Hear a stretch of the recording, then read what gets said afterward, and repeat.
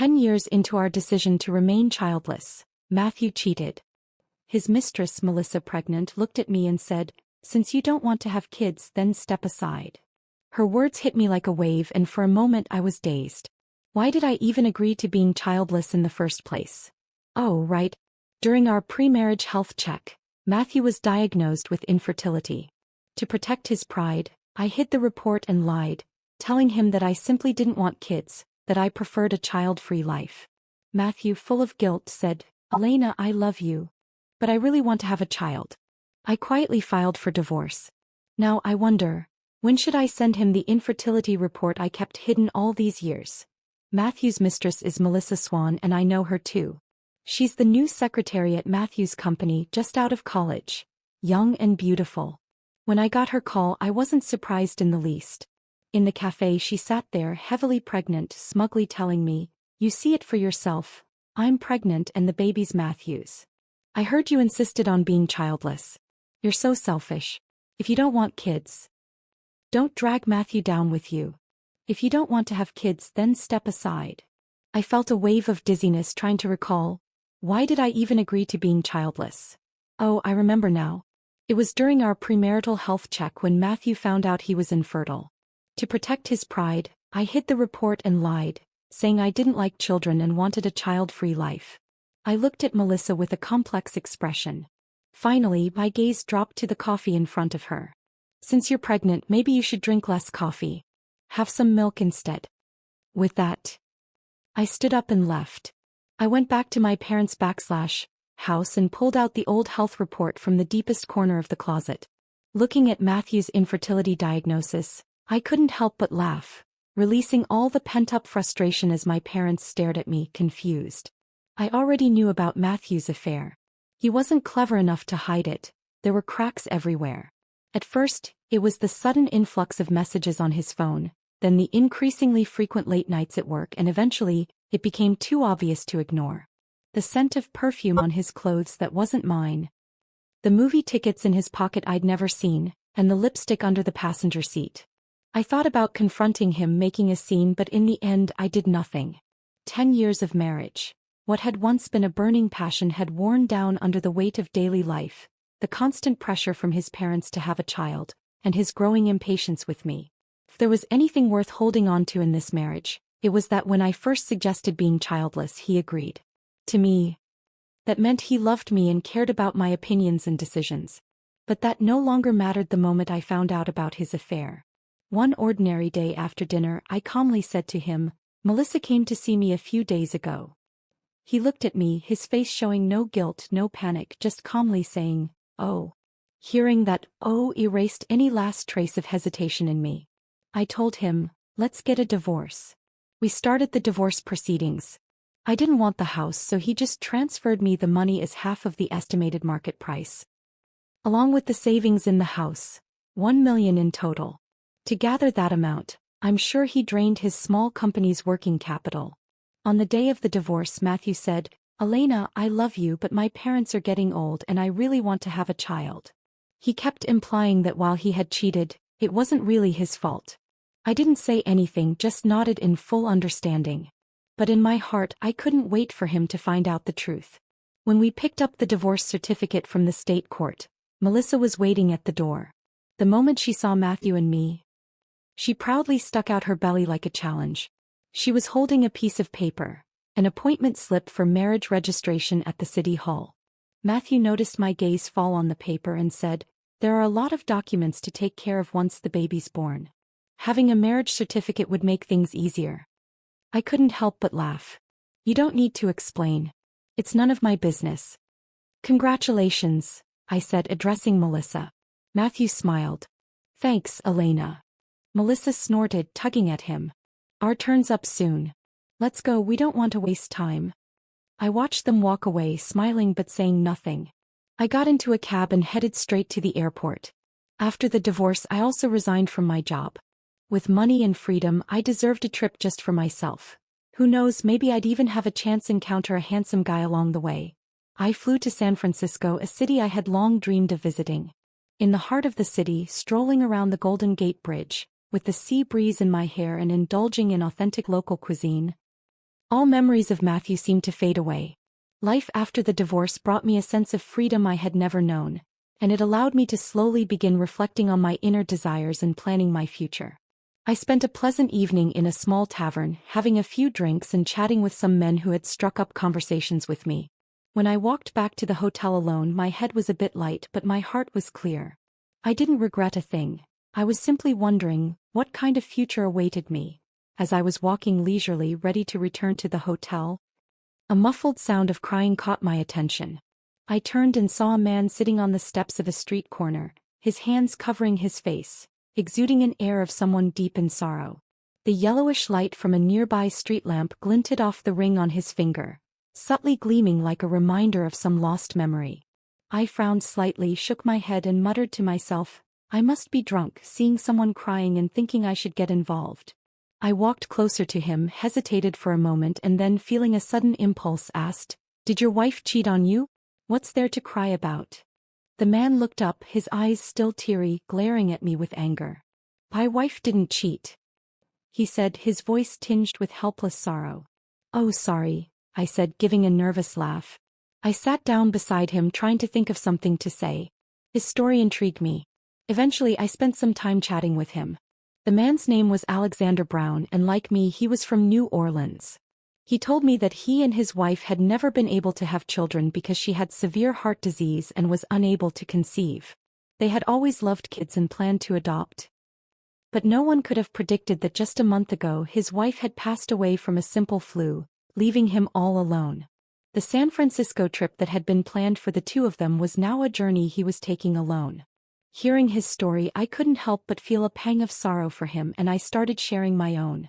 We were both searching for a future of our own, yet each of us carried painful burdens we couldn't escape. You shouldn't hide what you want to please others, he said after a long pause, his voice quiet but firm. You should pursue what you want, not let others decide for you. I nodded, a trace of determination in my eyes. Maybe. But I don't need his guilt or gratitude. What I want is pure love. I took a deep breath and added quietly, right now I really want a child. That's another reason I came to San Francisco. The hospitals here have more advanced IVF technology. I told him that although there were many opportunities here, there were still practical issues to face. I'd eventually need to return to New Orleans. And New Orleans had stricter laws for single mothers, especially those without partners. Many things would be difficult. And children need a father when they grow up, even if it's just in name. I forced a smile, though my heart wasn't light. You also considered adoption, right? Suddenly an idea struck me. As a single man, the adoption process would be difficult for you and the chances of success are low. What if we had a marriage of convenience? We could try raising a child together if you don't mind. I paused, looking at him seriously. I need a formal marriage. And you need a child. I can help fulfill the wish you and your wife Pence had, and you can provide support for the child as they grow. I extended my hand, locking eyes with him. What do you think? Shall we cooperate?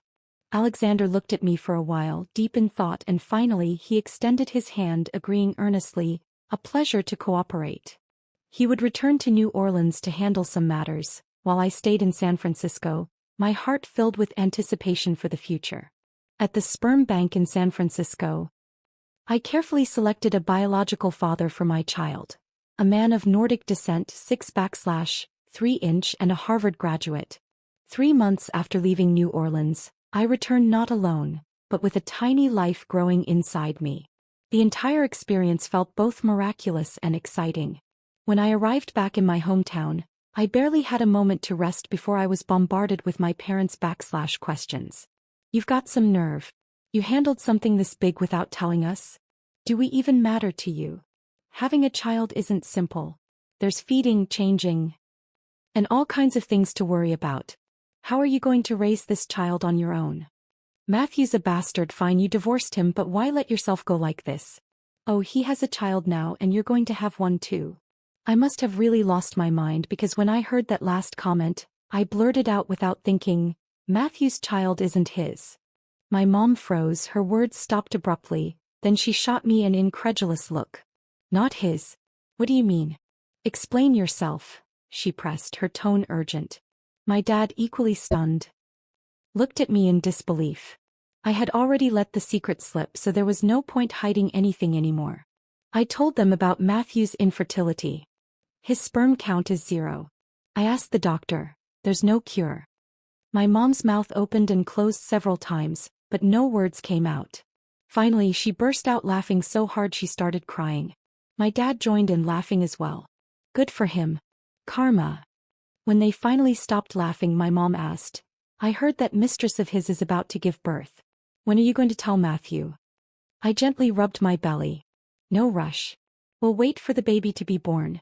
Let Matthew enjoy the experience of being a father. The deeper Matthew's connection with that child, the more powerful the impact of that infertility report would be. After returning home, my contact with Alexander became more frequent. After all, our agreed-upon marriage involved the birth registration of the child, legal paperwork, and a series of follow-up arrangements. Every time we met, we would go over some documents or discuss the next steps. And these interactions allowed me to gradually get to know him better. At first, we remained distant, operating purely as business partners. Our conversations were always rational and goal-oriented, much like colleagues working on a project. But as time passed, especially with the baby's birth drawing nearer, our interactions became more frequent. We started going out together to shop for baby supplies, attending parenting classes, and slowly the boundaries between us began to blur. The connection we had once purely formal seemed to shift, and we grew closer, both physically and emotionally. Alexander began taking on more responsibilities, and I realized he wasn't just a calm, rational partner. He was a man with a strong sense of responsibility and patience. His care for the unborn child and me made me feel an unexpected warmth inside. One evening, while we were organizing the baby's room, his hand accidentally brushed against mine. It was just a fleeting touch, but in that moment I felt an unexpected jolt. His gaze shifted too, and I could sense a subtle change. It was then that I realized, what I was feeling wasn't just the relationship of partners. It had evolved into something deeper, something beyond friendship and obligation. However, despite the growing connection, I still wasn't ready to fully embrace it. My past had left a lasting impact on me. Matthew had once given me countless illusions. I believed in his promises only to be met with disappointment time and again. Now I was afraid to dive into another emotional whirlwind, especially when things were starting to feel blurry. I wasn't ready to risk that kind of betrayal again. One day my mom casually remarked, "The way you and Alexander are now, it's not really like a marriage. Feels more like a partnership." She then tentatively asked, "He's a good guy. Since you're married, why not try to develop some feelings for him? Maybe you could build a life together." Her words struck a chord with me. Indeed, over the past few months, I had realized that Alexander wasn't just my partner by contract. His care for me and the baby had given me a warmth I hadn't felt in a long time, even making me feel a sense of dependence. But even with this, I wasn't ready to fully let go of my past and open myself up to a new beginning. I forced a smile, replying softly, "Mom, I just want to have a child. Marrying Alexander is for the sake of the baby. It'll make things easier for raising him. Plus, it gives him a father figure. Someone who can offer him love and attention as he grows. So, don't think about anything else." My mom seemed a little disappointed but didn't press further. She just sighed quietly. On the other hand, my dad was more open-minded. He patted my shoulder and smiled. "From now on, our grandchild will be part of our family. Elena, you can stay with us as long as you like. As for Alexander, he'll just be like a close relative. Nothing wrong with that." I couldn't help but laugh and gave him a thumbs up. "Dad, you're brilliant." When I was 7 months pregnant, I went to the hospital for a routine checkup. After finishing all the tests, I never expected to run into Matthew in the hallway. He was talking on the phone, his voice full of excitement. "He's born last night. Yeah, it's a boy, 7.5 pounds. He exchanged a few more pleasantries on the phone before hanging up with a big smile on his face. That's when he noticed me. "Elena." I smiled and said, "Congratulations, Sunha. Must be quite a joy." He cleared his throat and said, "Thanks." Then he asked, "What are you here for?" I didn't say much. "Just a checkup."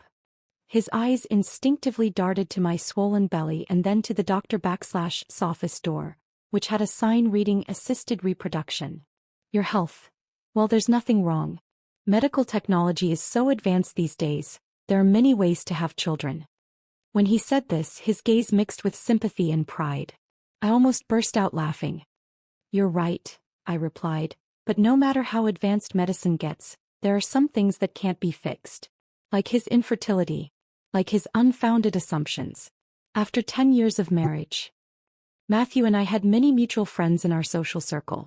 Through them, I learned that Matthew threw a huge christening party for his son. The party favors for the guests were all luxury perfumes. On Instagram, many of our mutual friends posted photos from that day. Matthew's parents were beaming with joy, holding their long-awaited grandson who was chubby and rosy-cheeked, wearing an expensive bracelet from his grandparents. Melissa, still slim, was holding onto Matthew's arm. I couldn't help but feel a pang of envy. Youth is truly a gift. I hoped that after giving birth, I could bounce back as quickly as Melissa. I signed up for prenatal yoga. After class, I went shopping with a few other pregnant women. At the entrance of a maternity store, I ran into Matthew again. Is this the only maternity store in town? Thought to myself. He was stunned as he stared at my noticeably swollen belly and the bottle I was holding. His voice even cracked. You're pregnant. Then, as if remembering something, his face shifted from shock to joy and he quickly asked, How many months?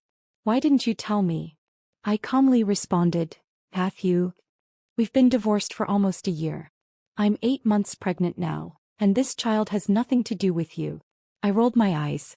I had told him before. His imagination was a sickness. He quickly realized the timeline didn't add up and his face turned awkward. But then it shifted to a deep shade of anger. He gritted his teeth and said, You moved on so fast, got married and had a baby just 2 months after our divorce? Elena, you're something else. I raised my voice. Matthew, on the day we divorced, you went and got a marriage certificate with your pregnant mistress. And now you're acting like the innocent victim. People around us immediately turned to gawk at him with curious eyes. His face went pale and he quickly left. Wow sis, you're a badass, a young guy whistled at me. I couldn't help but laugh, then strutted out of the mall like I had just won a victory. Since then, I never saw Matthew again. I spent my days happily focused on my pregnancy, living a life of peace and comfort. Meanwhile, my relationship with Alexander gradually grew deeper. We worked together to create a loving and warm home for the child who was about to arrive. Before every checkup, as my due date drew closer, Alexander always accompanied me. When we looked at the ultrasound and saw the baby moving with such energy, Alexander's face always lit up with a warm smile. And as I watched him looking at the baby, I couldn't help but think about why I chose this path in the first place. To give this child a happy home with both a loving father and mother. Though our relationship began out of necessity, I slowly realized that I could no longer ignore the subtle feelings growing between us. Every time he looked at me with tenderness, every time he was so considerate, I started to question whether I could still maintain that emotional distance and rationality I had worked so hard to uphold. Despite this, I carefully avoided allowing our feelings to progress further. The pain from my past still kept me on guard. I needed more time to observe, to feel, to make sure that this new emotion was worth letting go of all my past fears and pursuing true happiness. Even though I continually reminded myself not to overthink things, I couldn't help but notice that my relationship with Alexander was becoming more and more complicated. Every act of kindness he did for me and the baby, every simple smile, every exchange of glances, made my heart stir.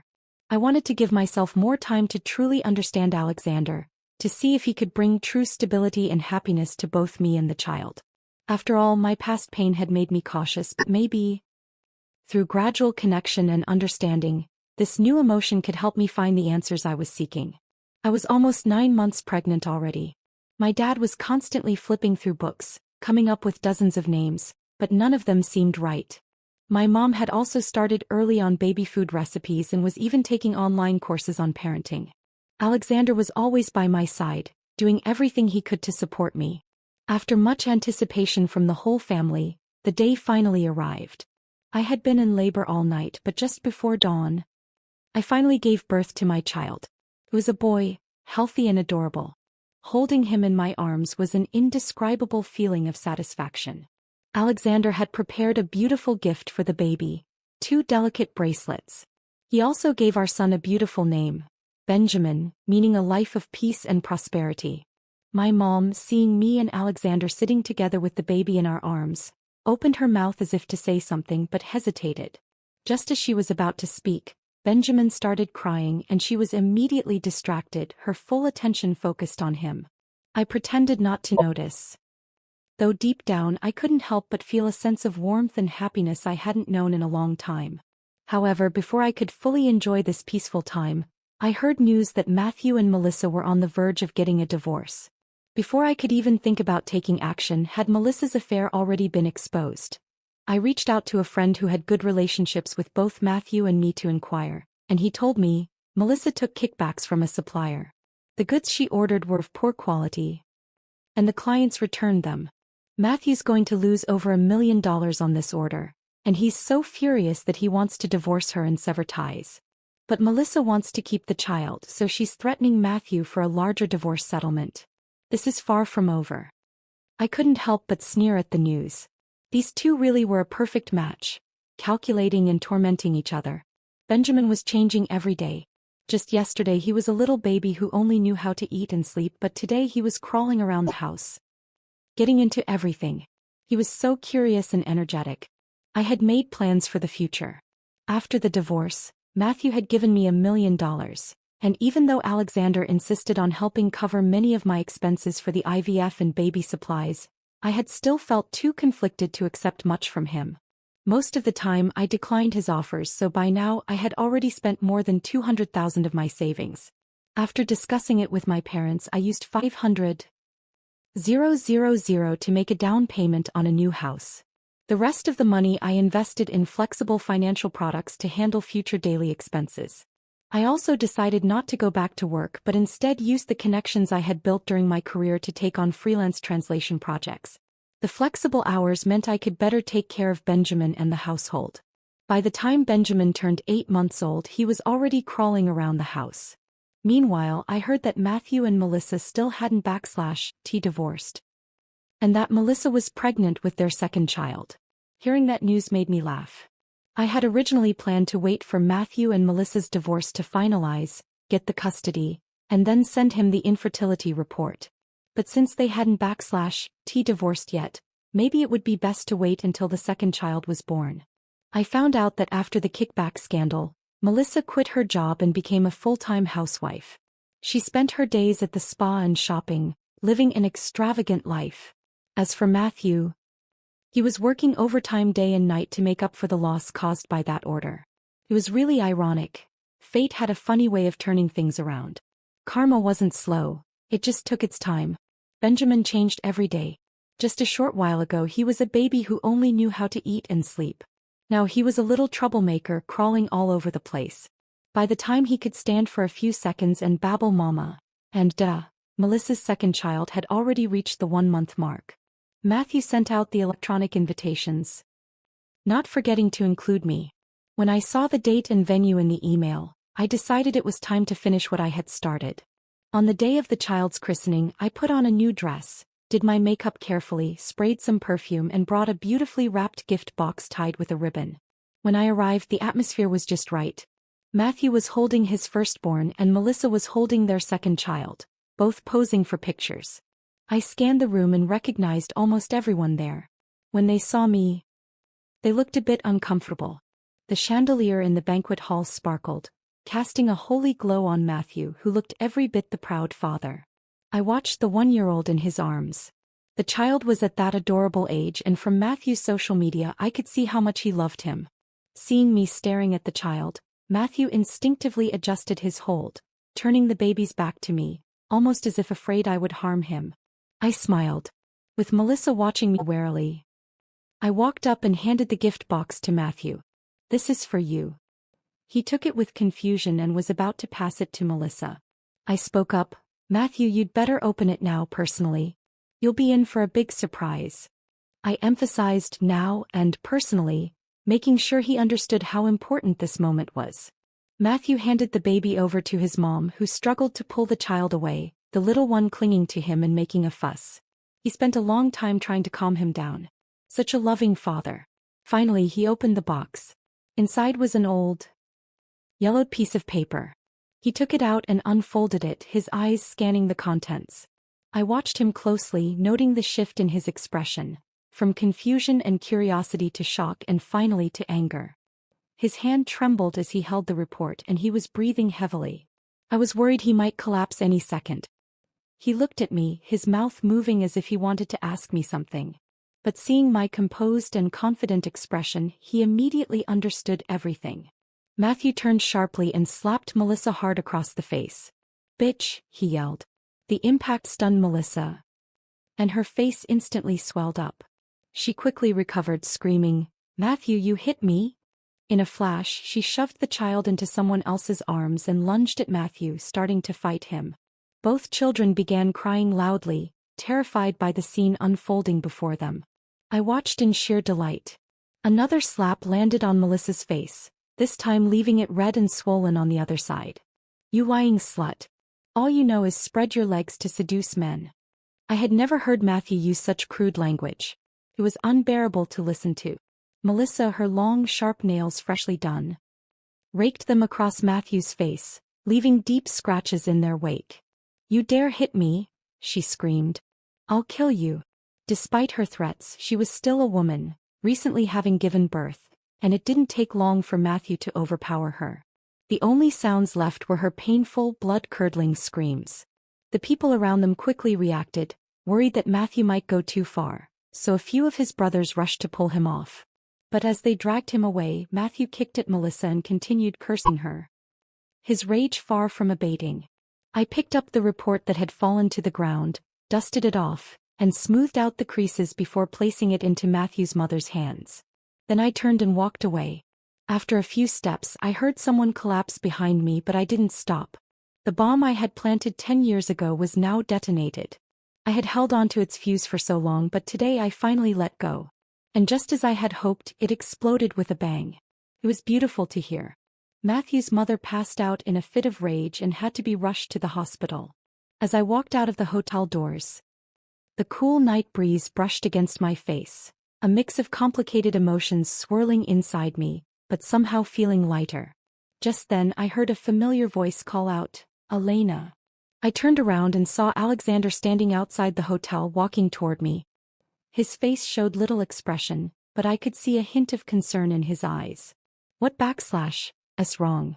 You don't look well." His voice was low and gentle with a touch of worry. I paused for a moment, realizing that I might actually be feeling a bit off. I had stayed calm through the scene with Matthew and Melissa, but inside, a storm had been brewing. I nodded slightly and tried to force a smile. "I'm fine, just a little tired." Alexander closed the distance between us, placing his hand gently on my shoulder, his tone soft and caring. "You know, if you ever need anything, I'll always be here." His words warmed my heart. Although our relationship was still based on an agreement, the way he spoke and his concern made me feel like it was something deeper than I had expected. I looked up at him, feeling a little calmer, and softly said, "Thank you, Alexander. I'm fine. Everything that happened today. It's just that Matthew and Melissa deserve it." Alexander looked at me, his eyes full of sympathy and understanding. He nodded before speaking again. "Yes, they do. But you don't have to let their mistakes weigh on you anymore. You already built a new life for yourself and Benjamin." He paused for a moment, then added, "No matter what happens, I'll be here taking care of you and Benjamin." I lowered my head, took a deep breath, and felt the warmth radiating from Alexander's presence. I knew this care was genuine. And for the first time I began to understand that our relationship was no longer just a formality. I gently hugged Alexander, feeling him freeze for a brief moment, then immediately wrap his arms around me. "Thank you, Alexander," I whispered. "I really appreciate it."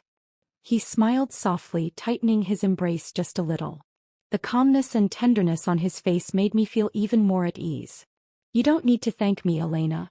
Whatever the future holds, we'll face it together." I nodded, a sense of stability growing in my heart. Despite the scars from my past that made me afraid to fully open up again, in this new chapter of my life, maybe it was time to let go of my fears and embrace the future ahead. In the hotel, no one paid attention to Melissa, but the restaurant staff, fearing responsibility, called 911 and had her sent to the hospital. While Melissa was still lying in the hospital bed, she was forced to write a settlement agreement. Matthew was held for 5 days, but after posting bail he was released with only a warning. Is that it? My mom was furious. Melissa was seriously injured and they only kept him for 5 days? I wasn't angry at all. I had expected this. What else can they do? She wrote the settlement agreement, the bail was paid, and she doesn't even want a divorce.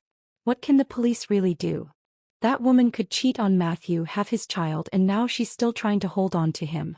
Why doesn't she show some backbone? Matthew, that jerk, deserves a few years in prison. My mom's expression was full of disbelief at how Melissa was handling things. I couldn't help but smile wryly. Melissa played her cards the way she did, but she didn't have the backbone to stand up for herself, surrounded by a family that only drained her, holding her back at every turn. The private investigator's report on her said that her family wasn't well off. After graduating from high school, Melissa attended a vocational school, with her family only covering tuition. She had worked hard to support herself through part-time jobs. After graduating, her beauty and youth landed her a job as a receptionist at Matthew's company, where she set her sights on him. Once Melissa hooked Matthew, her family, like flies to honey, quickly caught on and took advantage of her success. It was her parents who pressured her to accept kickbacks from suppliers to buy them a house. And this time, her father had forced her to write the settlement agreement after being hospitalized. But Matthew wasn't doing any better. The whole incident had caused a massive scandal. Everyone now knew he couldn't have children and was raising someone else's. Many people had started asking questions and seeking information from me. I wasn't surprised when I saw Matthew blocking my way downstairs. He glared at me, his voice full of venom. "Elena, you're really ruthless." His clothes were wrinkled, smelling of smoke and alcohol, his eyes darkened with fatigue. And stubble dotted his chin. He looked utterly drained, as if every ounce of energy had been drained from him. "You knew all along that the kids weren't mine. Why didn't you tell me sooner?" He growled in frustration. "Did you already hook up with your new lover? Just to be with your lover, you're really something. We were together for 10 years, Elena. Don't you have a heart? Is this how you repay me?"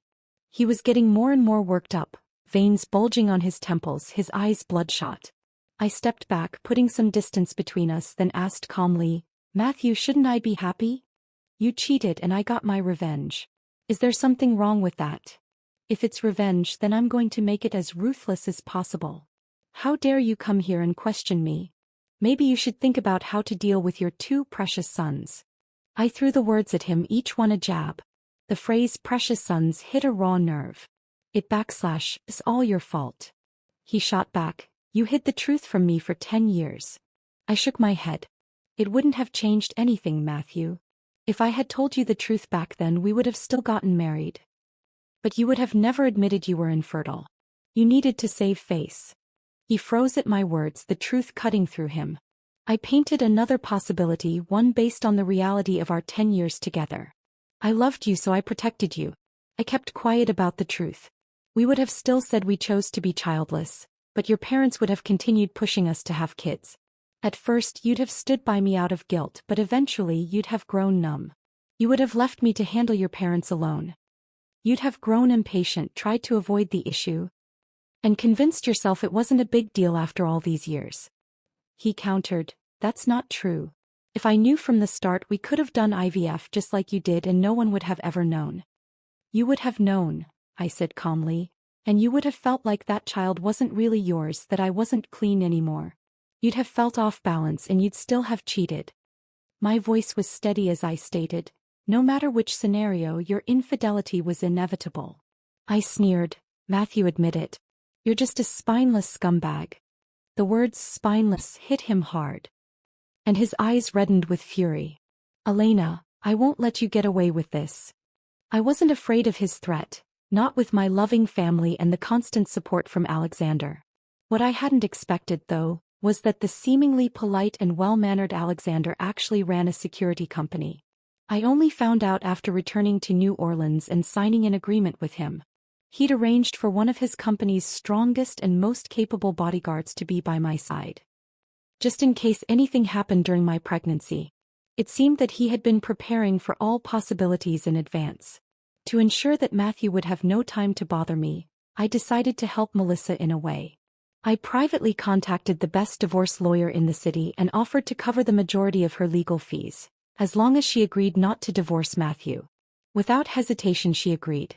Melissa had just given birth to her second child, still in the postpartum period, and Matthew, as the husband, wasn't in a strong position to file for divorce at that time. He could only either settle through a mutual agreement or file a lawsuit. Naturally, Melissa refused to divorce him, leaving Matthew with no choice but to file for a lawsuit. The lawyer he hired for such an expensive fee proved to be worth every penny. In court he argued that although the child wasn't Matthew's biological son, there was no problem in their relationship. The lawyer emphasized that the couple had been willing to cheat to stay together, proving their love for each other. After marrying Matthew, Melissa had cut ties with everyone else and didn't even know the child wasn't Matthew's. This showed that she had always loved him and wasn't trying to hide anything. He also mentioned that despite the huge financial loss Matthew had suffered at work, he still wanted to stay with Melissa, working hard to rebuild for her. How could their relationship be broken? To top it off, the lawyer presented Matthew's shopping list in court: nurse uniforms, stewardess outfits, sexy lingerie, adult toys. It was an eclectic mix. Even though the child wasn't Matthew's biological son, everyone had loved the child before finding out the truth.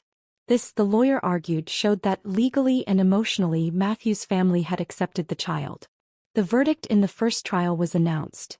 The grounds for divorce were invalid and the divorce petition was rejected. When I saw the news pop up on my phone, I happily opened a bottle of champagne. Melissa was no slouch either. She knelt down in front of Matthew, holding both kids in her arms, and publicly promised to live a good life with him from then on, begging him to forgive her. The video was filmed by onlookers in the courtroom and quickly circulated online. In the video, Melissa was crying with tear-streaked cheeks, saying, "As long as you forgive me, I'll do anything. The kid's father is you. They only recognize you. Please don't abandon us." The younger child could only cry, but the older one reached out to Matthew, calling out, "Daddy," repeatedly, confused about why he wasn't being hugged. The comments quickly started to shift. "Since the jerk can't have kids, isn't it better that he got two for free? The kids are innocent. Does blood relation really matter that much?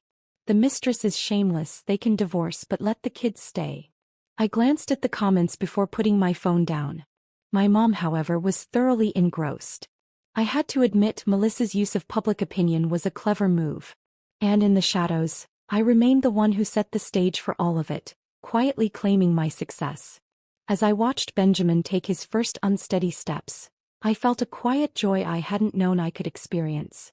He was growing up so fast and Alexander was right there beside him, cheering him on like the proudest father in the world. I had never imagined that this quiet domestic happiness would become my reality. It was moments like this that made me realize how much my life had changed, not just in the way it looked but in the way I felt. What had started as a contract, a simple arrangement, had turned into something real. Something I didn't expect. Alexander had become more than just a partner. He was my family. And in these quiet moments with our son between us, I finally understood what it meant to truly belong. "Come on, buddy, you can do it," Alexander encouraged as Benjamin wobbled toward him. I knelt beside them, my heart swelling with pride as I watched my son giggle, taking his next step. It felt like everything I'd been through, every hardship, every betrayal, had led me here. Meanwhile, Matthew and Melissa's lives were falling apart. Despite their failed attempt to divorce, their marriage remained a war zone with constant fighting and resentment. Matthew's company had gone bankrupt, his reputation in tatters. Melissa, ever the manipulator, kept playing the victim, but her actions only pushed Matthew further away. Their family was broken and it made me grateful for the peace I had found. I didn't need anything else. I had Alexander, Benjamin, and a future filled with love. I had chosen to let go of my past, and in doing so I'd found something real. "Thank you," I whispered to Alexander one evening as we sat together, watching Benjamin sleep soundly in his crib. "For being here. For making me believe in something better." Alexander smiled softly, squeezing my hand. "We're in this together, Elena. Boys." And for the first time in my life, I truly believed him. The storm had passed. The future, whatever it held, was ours to face. Together.